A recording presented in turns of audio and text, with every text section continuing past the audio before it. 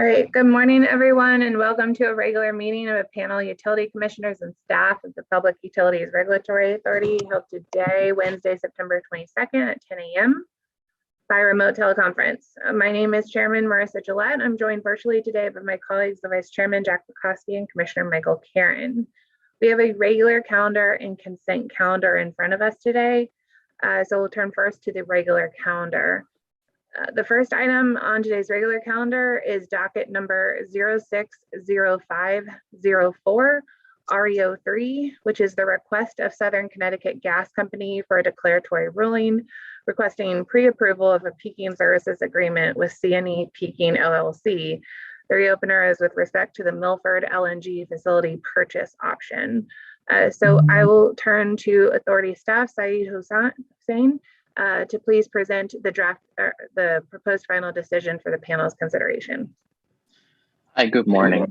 In this decision, the authority approves the Southern Connecticut Gas Company's plan to purchase the Milford LNG tank in Milford, Connecticut, and all equipment owned by Total Peaking Services LLC related to the Milford LNG tank and necessary for its operation, as well as the LNG inventory from CNE Peaking LLC, subject to a prudence review in Southern's next rate case. TPS is an unregulated affiliate of Southern and current owner of the Milford facility, as well as the FERC certificate holder, which authorizes it to provide open access LNG storage services at market-based rates. CNEP is another unregulated affiliate of Southern that purchased all of the output of the Milford facility. On June 20th, 2007, the authority's predecessor, the Department of Public Utility Control, approved a settlement agreement between Southern CNEP, TPS, OCC, and the prosecutorial division of the department that included an amended peaking services agreement between Southern CNEP and TPS, under which Southern acquires firm peaking supply from CNEP from the facility. On August 19, 2008, the authority approved a second amendment to the APSA that extended the term of the agreement by 1 year to June 29, 2022, and added an evergreen clause.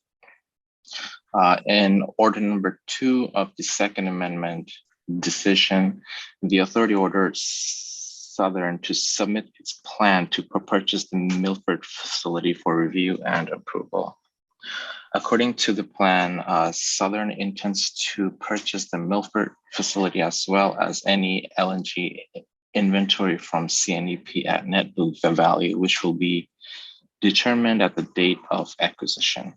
Southern intends to complete the purchase coincident with the implementation of new rates from its next rate case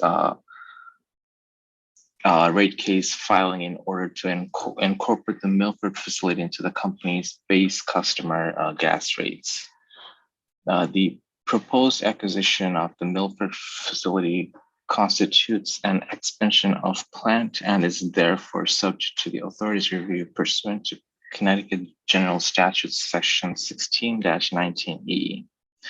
Pursuant to the statute, the authority will review any plant expansion to ensure the expansion efficiently addresses a public need. Based on the record, the authority concludes that there is a clear public need for Southern to obtain LNG peaking services for its gas distribution system. The plan is cost competitive compared to the other alternatives and will allow Southern to efficiently obtain such peaking services. Accordingly, the authority approves the plan subject to a prudence review at the company's next rate case. And I recommend this decisions of the panel. Thank you. Thank you very much. Is there a motion? So moved, Madam Chairman. Second, Madam Chairman. Thank you. The item has been regularly moved and seconded. Seeing no questions or comments, can we please take the roll? Chairman Gillette, Yes. Vice Chairman Bukowski, Yes. Commissioner Karen, Yes. Thank you. The item has been adopted. So we will turn next to the second item on our regular calendar, docket number 20-11-14. Mr. Vice Chairman, please. Thank you, Madam Chairman. Good morning, everyone. Docket number 2011-14, application of Valley Water Systems Incorporated for amendment of rate schedule. By application dated November 24th of 2020, Valley Water System requested to amend its existing rate schedule. The company at that point proposed a $1,230,560 increase in revenue, which equates to 35.73% increase over total revenues expected at the current rate. On April 21st of this year, the company filed a motion seeking to temporarily suspend the procedural schedule and consent to the extension of the statutory deadline. In this motion, the company noted that they, Valley Water System parent company, had entered into an agreement and plan to merge with Aquarian Water Company, which, if consummated, would result in the New England company becoming a wholly owned subsidiary of Aquarian. The authority found that the merger agreement proposed transaction was a development which materially impacted orderly conduct of this rate proceeding and conditionally granted a 90-day suspension of the procedural schedule. On July 14th of this year, the company, Consumer Council, Town of Plainfield, filed a joint motion to approve a proposed settlement agreement. The settling parties proposed a $736,911 increase in revenue, which equates to a 21.4% increase over total revenue expected at the current rate. Under the terms of the agreement, revenues are reduced by 40.1% from the company's original application. The authority has reviewed this, accepts the provisions of the settlement agreement with exception of section 1.8.2. Draft modifies this section, directs the company to file an amended settlement executed by the settling parties reflecting the modification to the authority by October 6, 2021. I recommend this for approval. Thank you, Mr. Vice Chairman. I move adoption of the decision in 2011-14, please. I will second that motion. Regular move seconded that this decision be approved. Any questions? Just like to thank all the staff and the parties for a job well done. It's being somewhat of a complicated case, but I think we're coming to a fine solution with it. Please call the roll. Chairman Gillette, Yes. Vice Chairman Bukowski, Yes. Commissioner Karen, Yes. Thank you very much. The docket is approved. Thank you, Mr. Vice Chairman. So we'll turn to the third item on our regular calendar, which is docket number 21-0201, PURA's annual reconciliation of the conservation adjustment mechanisms filed by the Connecticut Light and Power Company, the United Illuminating Company, Connecticut Natural Gas Corporation, the Southern Connecticut Gas Company, and Yankee Gas Services Company. So I will present the decision for the panel's consideration. In today's decision, I recommend that the authority approve the continued assessment of the statutory conservation and load management, or C&LM program, charged by the Connecticut Light and Power Company, the United Illuminating Company, and additionally that the authority approve a conservation adjustment mechanism for the local distribution companies, which we regulate, Connecticut Natural Gas Corporation, the Southern Connecticut Gas Company, and Yankee Gas Services, to ensure the balance of program funding for 2021. This proceeding is conducted pursuant to section 16-245M, subsection D1 of the General Statutes of Connecticut. So the EDCs, in coordination with the LDCs, submit to the Energy Efficiency Board the 3-year C&LM plan. The companies apply to the EEB for reimbursement for expenditures pursuant to this plan, after which the EEB approves the plan before transmitting it to the Commissioner of the Department of Energy and Environmental Protection. Subsequently, In uncontested proceeding, the DEEP commissioner may approve, modify, or readjust the multi-year C&LM program.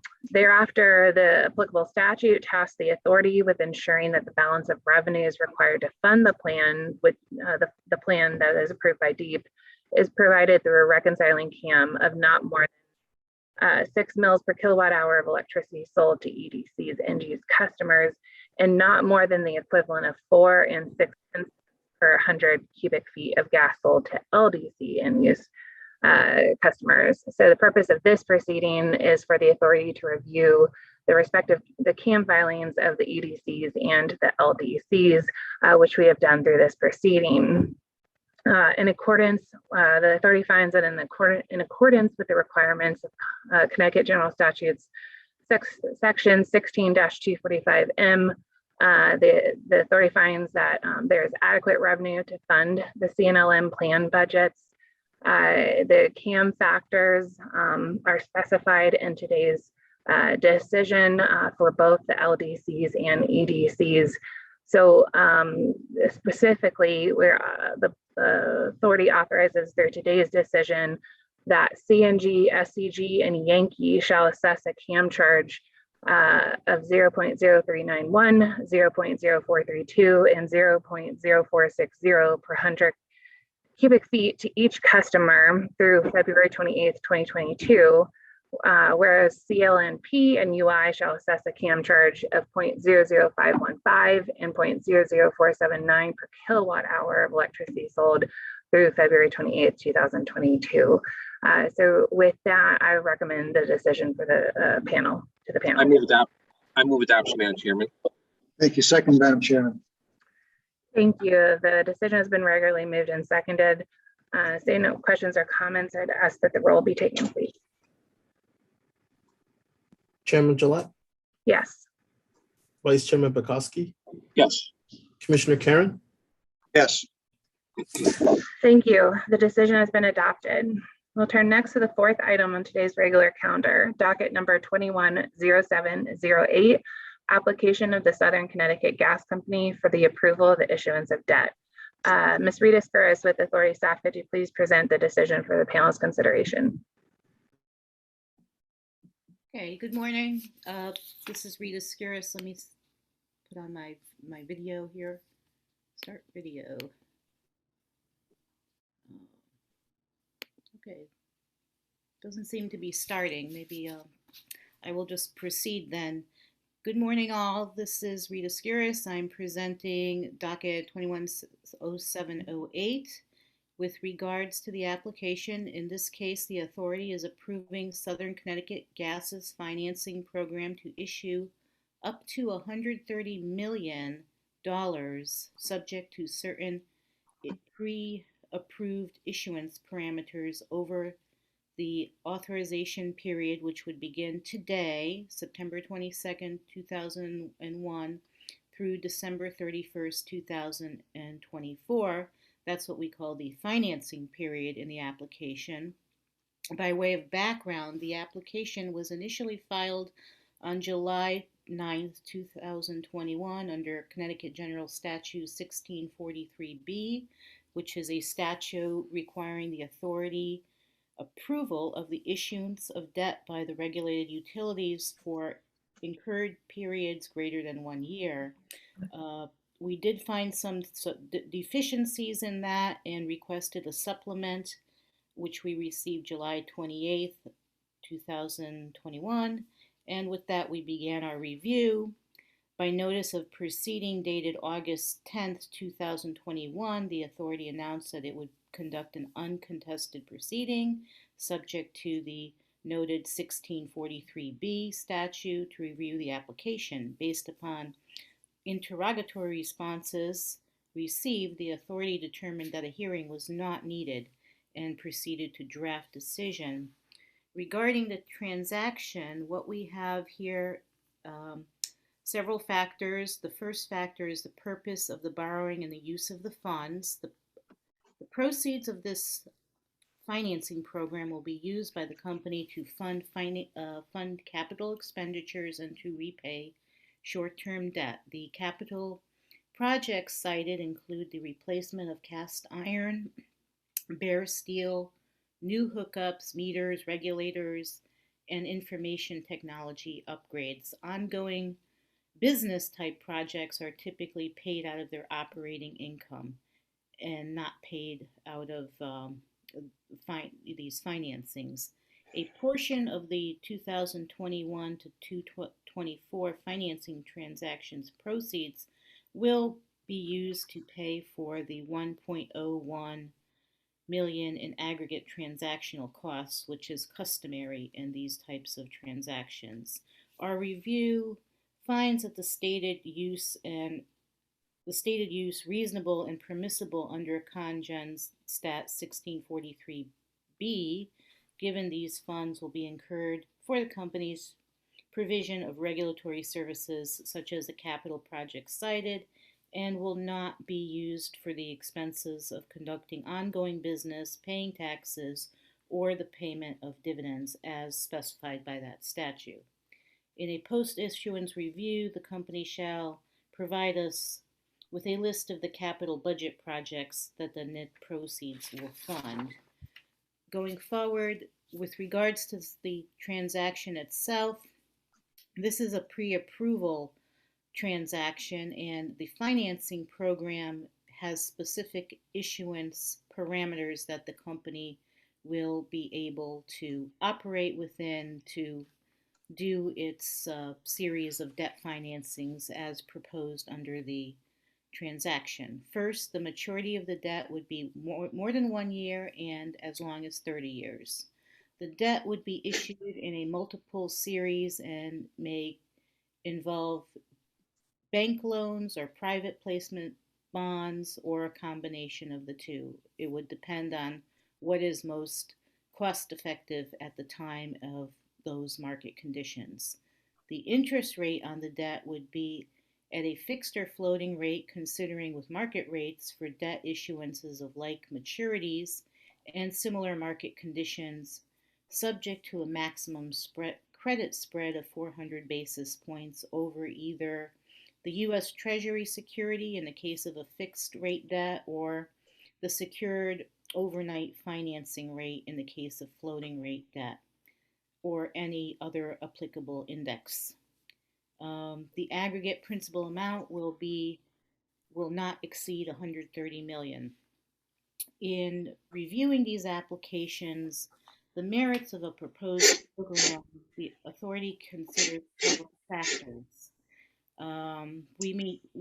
These factors we maintain consistent across all proposed financing transactions filed by the regulated utilities. These considerations include the interest rate proposed.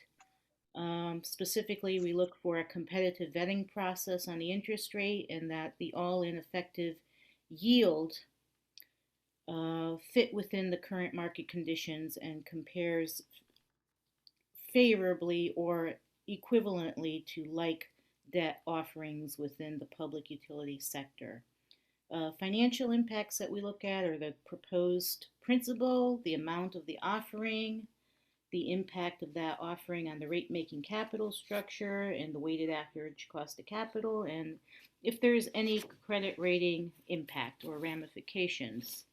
In this case, although it's a pre-approval, we ran a hypothetical application of the program, assuming it was done today, and we found very favorable findings, specifically the interest rate. Although the specifics are not known, the company estimated a yield between 2.01% to 2.87%, which is a base of a spread of 83 or 103 basis points over 10-year and 30-year U.S. Treasury yields.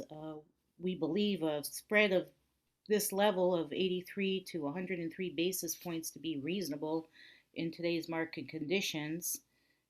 With regards to the principal proposed, the amount of 130 million reflects the company's projects and permissible business needs over the proposed financing period. Regarding the implications to the capitalization mix and weighted average cost of capital, We find this transaction to be reasonable given the expectation of a less equity-rich and more balanced rate-making capital structure, specifically the common equity, which is a more costly component of the capitalization mix, would be reduced from 63% to 55% as a percent of total capitalization. And there would be similarly a decrease to the company's embedded cost of debt from currently 4.95 to 4.08, or 87 basis points, as the new debt is going to be issued at historically cheaper interest rates. The combined effect of these two implications is that we would have a new lower embedded cost of debt and a new lower common equity proportion to reduce weighted average cost of capital, as it will reduce from 6.97, actually it'll reduce by 69.7 basis points over the as proposed by this transaction.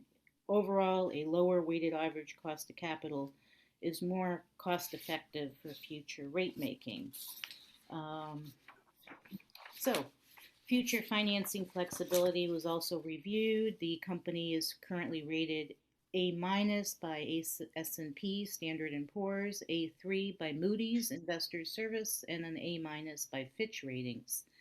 Based upon our review, looking at both debt solvency financial ratios and the credit rating ratios analyzed by the respective credit rating agencies, the authority found that some of these indicators, as that is the ratios, would weaken after the issuance of the transaction, but they will remain within industry parameters and will remain within the benchmarks for their current respective ratings. So we do not see or anticipate any negative changes to the credit rating based upon this transaction as proposed.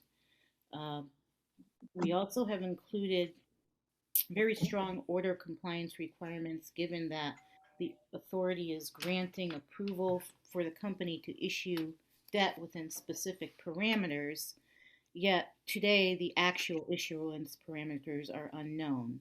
So my position is that with greater latitude comes greater accountability, and the authority has incorporated strict order compliance requirements for each of the offerings that would be made under the 2021 to 2024 financing transaction. These compliance items are at page 17. So with this, Chairman Gillette and Vice Chairman Bukowski, Commissioner Perrin, based upon my review, I hereby recommend the decision for your final approval. Thank you very much, Ms. Burris. Is there a motion? I move adoption. Second. Thank you. The item has been regularly moved and seconded. Seeing no questions or comments, if we could take a roll, please. Chairman Gillette, Yes. Vice Chairman Bukowski, Yes. Commissioner Karen, Yes. Thank you. The item is approved. So the last item on today's regular calendar is docket number 2010-14. I'll turn to Commissioner Karen, please. Thank you, Madam Chairman. And Madam Chairman, before I start, let me just welcome a visitor to our meeting here today, former Speaker Simowitz, in his new role in the private sector. Welcome, Mr. Speaker. Nice to see you. Madam Chairman, before you is docket 2010-14. The application to install and operate an electric submetering system at 200 Indian River Road in Orange. In docket 130126, PURA generic investigation of electric submetering, established an application approval process to permit submetering of electricity in accordance with section 16-19 FF the general statutes.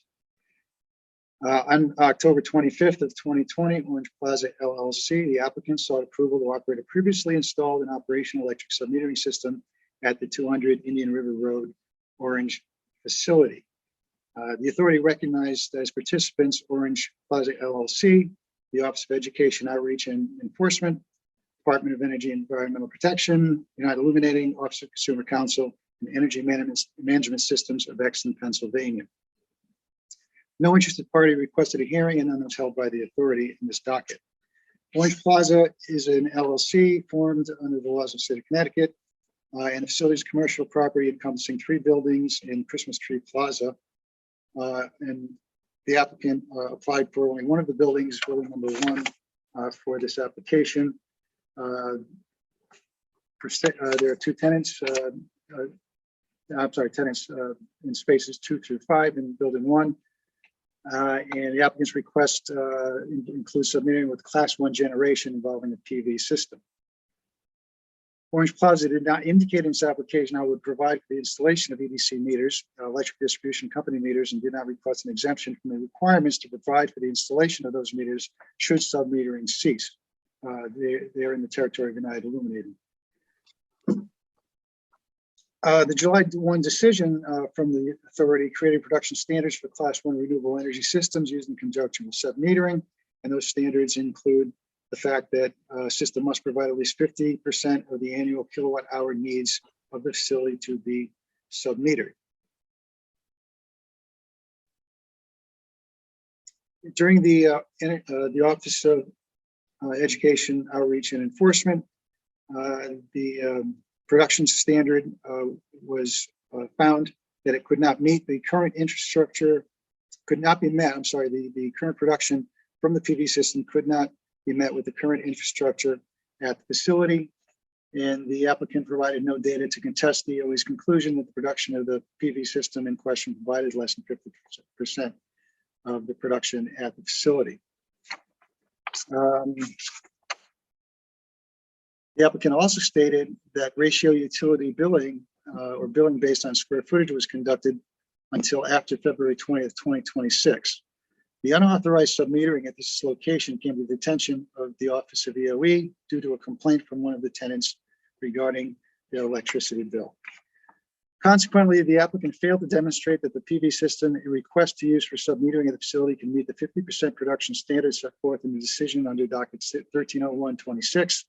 And accordingly, the applicant cannot meet the requirements of Connecticut General Statute 1619 FF, and the authority will recommend denying the application to submeter. As well, in the orders upon issuance of this decision, the applicant shall immediately cease submetering at the facility. The applicant shall submit correspondence to the docket confirming that this has occurred.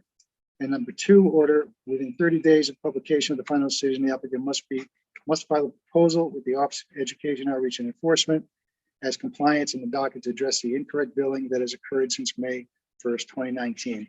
With that, Madam Chairman, I would seek a motion for adoption of this docket to deny the application. Thank you. So moved. Second, If there are no questions or comments, let us call the roll. Commissioner Karen, Yes. Chairman Gillette, Yes. Vice Chairman Bukowski, yes. Thank you. The docket is adopted. And Madam Chairman, that concludes Part A of our agenda. Thank you, Commissioner. So we will turn to the consent calendar. We have 6 items on today's consent calendar. I'll seek a motion to adopt the consent calendar in full. Madam Chairman, I would move adoption of today's consent calendar, items 1 through 6. Second, Thank you. The consent calendar has been regularly moved and seconded. Seeing no questions or comments, we'll take the roll, please.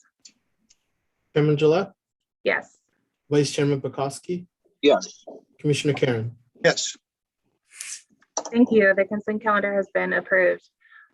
Seeing no further items on today's agenda, we will adjourn and reconvene next Wednesday, September 29th at 10 a.m. For the next regular meeting, also held by remote teleconference. Thank you and have a good rest of the week.